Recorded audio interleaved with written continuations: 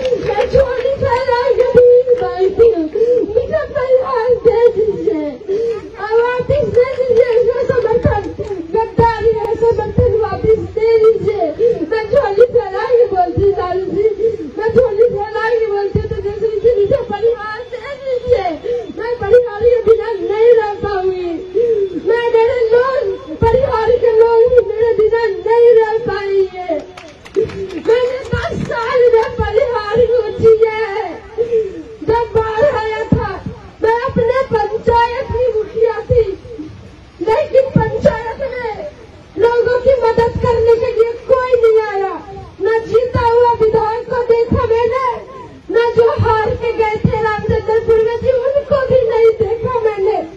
नहीं बोला यहाँ के लोग तो ठगे गए हैं, न जीता हुआ बाहर में आया, न हारा हुआ बाहर में आया।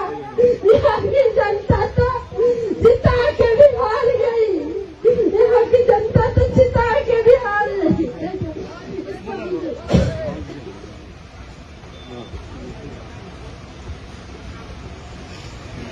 कोरोना आया तब भी मैंने देखा न जीता हुआ आया, न हारा हुआ आया। सीओ का प्रकोप बढ़ता गया, प्रखंड में भ्रष्टाचार बढ़ता गया। गायत्री देवी जी ने कहा सीओ मेरी बात नहीं मानती है, इतने लाचार विधायक को रख के आप लोग क्या करेंगे जिसकी बात सीओ भी नहीं मानती है। इसको हटाना जरूरी है, 15 साल के इस लाचार विधायक को हटाना जरूरी है। और मुझे पता है कि लालटेन से जिसको मिला है सिंबल वो हार जाएगी, वो हार जाएगी और जनता फिर से उसी नर्क में रहेगी जो 15 साल से झेल रही है। उसके जीतने का तो सवाल ही नहीं उठता, उसकी बात ही हम क्यों कर रहे हैं।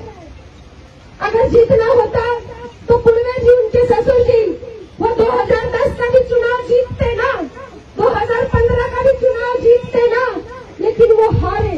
2010 का भी चुनाव परिवार विधानसभा का रामचंद्रपुर में जी हारे, 2015 का भी चुनाव वो हारे, क्योंकि जब सोनवर्षा विधानसभा था तो कुछ जाति समीकरण के कारण वो विधायक बने, लेकिन जब परिवार विधानसभा हुआ कई पंचायत कट जाने के बाद उनका जीतना असंभव था और असंभव है, वो नहीं जीत सकते।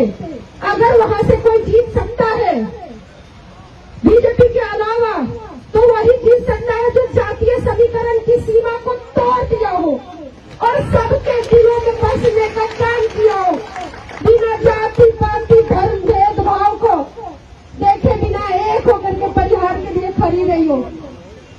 रितु